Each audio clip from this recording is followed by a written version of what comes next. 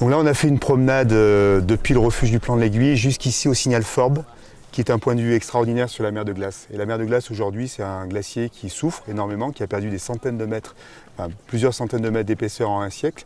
Et depuis les années 70, ça s'accélère. Donc de venir juste contempler ce paysage et de prendre une conscience physique, presque et émotionnelle et viscérale de cette réalité-là, c'est un trésor qu'on leur livre de ce point de vue. En étant ici, à la fois cassant la croûte et puis en écoutant divers experts qui vont un petit peu leur expliquer le détail des choses. Donc c'est un lieu de prise de conscience du global, tout en étant soi-même partie de l'histoire, parce que demain, effectivement, l'histoire s'écrira avec eux, tout autant qu'avec les générations d'avant. Alors l'idée de cette randonnée, c'est effectivement pas d'être un spectateur seulement, c'est de prendre cette conscience. Donc on est parti du refuge du Plan de l'Aiguille, on a dormi, certains ont dormi dehors dans des tentes. Donc ils ont déjà éprouvé un peu le froid, un peu l'adaptation de l'homme au milieu, donc ça a été assez sympathique.